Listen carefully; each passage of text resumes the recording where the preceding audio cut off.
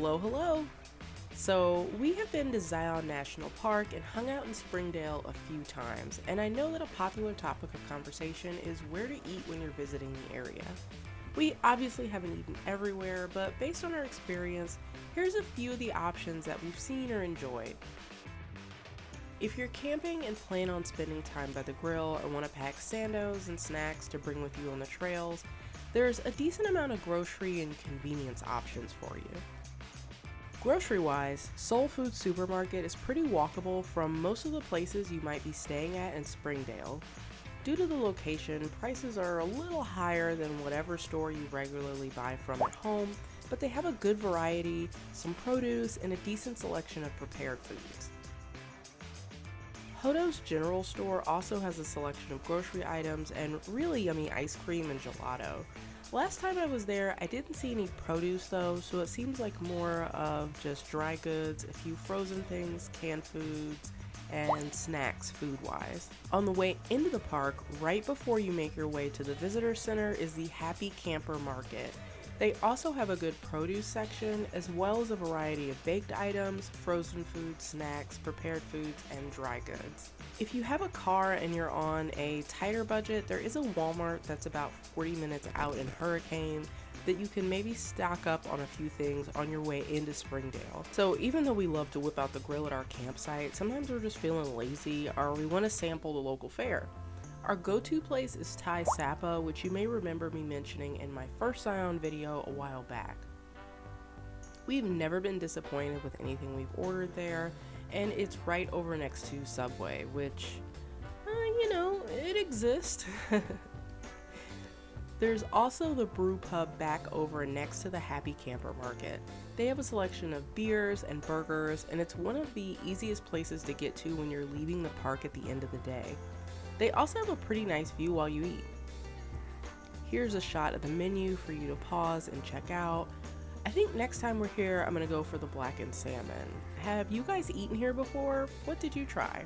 Right out front there is also the Desert Ice Italian ice truck that makes these beautiful little treats, perfect for this crazy hot summer weather. If you're in the park, you're not totally out of luck. Our first time here, for some reason, I assumed that I was gonna starve to death if I didn't have a backpack full of food with me. However, if you get off at stop number 5 on the Zion shuttle, the Zion Lodge stop has a couple of options for you. You can get a little liquid bread over at the Canyon Brews cart while you make a new friend.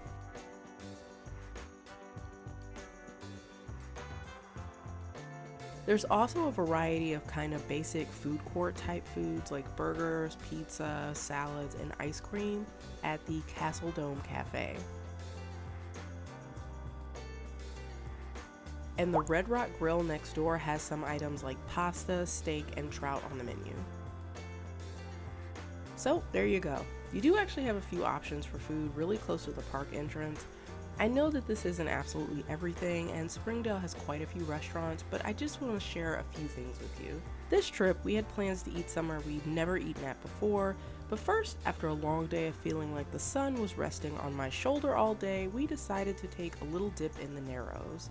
This is actually my favorite hike here just because it's so unique, and we've done the entire trek before, but sometimes at the end of the day when it's this hot outside, it feels good to just go out and back for about like an hour to cool off. This is at about that 5 p.m.-ish when most people are headed out for the day, so it is a little less crowded. The water temp ranges from 56 to 68 degrees Fahrenheit this time of year, which feels amazing when the temps are over 100. Just a quick FYI, I know it's really tempting to just keep going, but keep an eye on the time when you head in, since the last bus back to the visitor center from the Temple of Sinueva is 8:15 in the summer. Those extra few hours of light can be deceiving.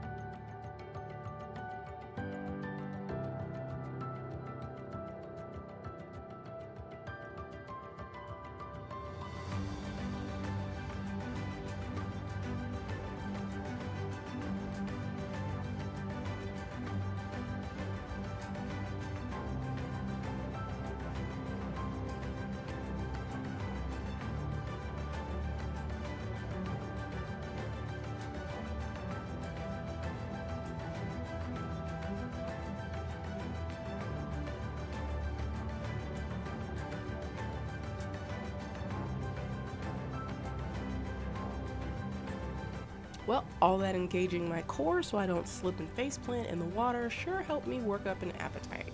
Today we're going to try a new restaurant that I've been checking out for a while that's in Springdale, fairly close to the park's front entrance, Spotted Dog. We were excited to get a seat on the patio, and since it was dinner time and they had the misters on, it wasn't too hot or uncomfortable, and we got to keep looking at the mountains.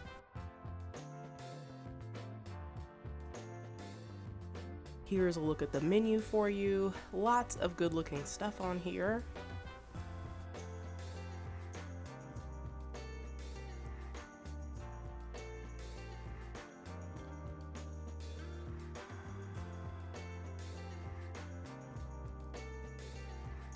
They also have a very extensive bar menu and wine selection. I'll give you guys a peek, but this binder is a little thick, so lots to choose from.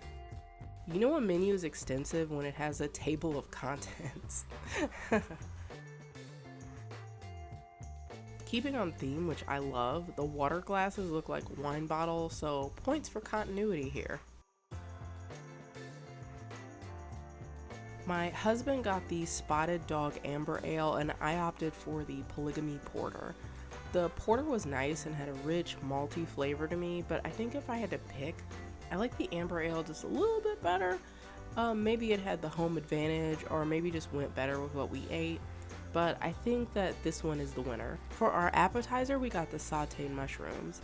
These look a little basic at first glance, but they're a good blend of different types of mushrooms, and there's just something about eating these while I'm looking at a landscape like this that makes me feel like I'm living off the land, which is nice.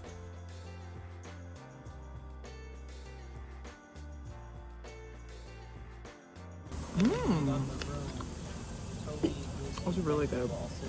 If I had a complaint, it would be that there is not enough bread for the amount of mushrooms, and you're left with all the good stuff here at the end, but no way to eat it. The flavor of these was really great, and they're the perfect amount of salty without being overly so, and I wouldn't call these spicy, but they do have a tiny bit of kick to them. Totally delicious, and I would highly recommend this. For our entrees, we opted for the lamb shank and the trout. The lamb shank was super tender and was literally falling off the bone, and you didn't really need a knife for this at all. It was well seasoned without being overly salty.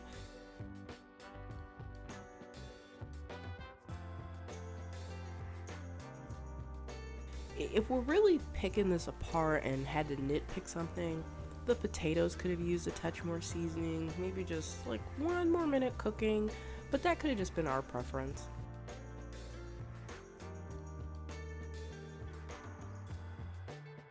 I thought my trout on its own was a tad more cooked than I would have liked it, and could have used a touch more seasoning, but paired together as a complete bite with the wild rice, it was pretty good.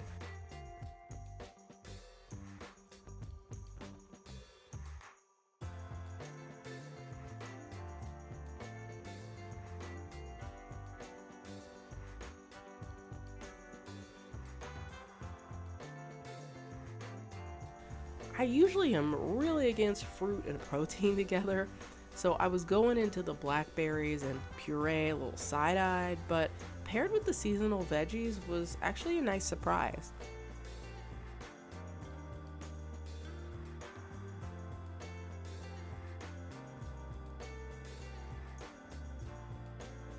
Both entrees came with the same seasonal vegetables, spaghetti squash with chayote on a bed of arugula.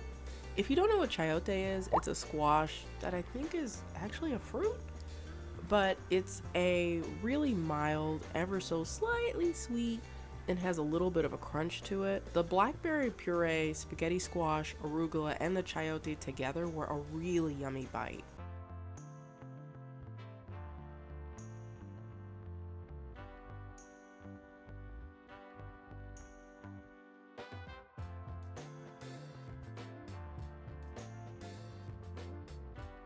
Now, on to dessert.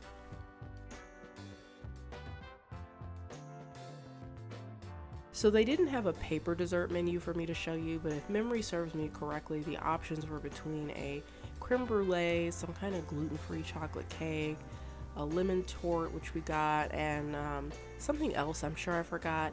I wasn't super excited by the choices, but we did opt for the lemon tort. The lemon tort is pretty much a lemon cake served chilled with what tastes like a whipped cream cheese kind of frosting, and there's a large dollop of whipped cream with a lemon slice and a little lemon zest. The frosting was really light, and we thought that that was probably the best part. The cake was a little on the dense side for me, and I think that if I had not been told this was a lemon cake, I would have been trying to pinpoint what the flavor was. If you watch my Spago video, I really like that in your face, kick in the teeth lemon flavor, and in that way, this fell a little short for me.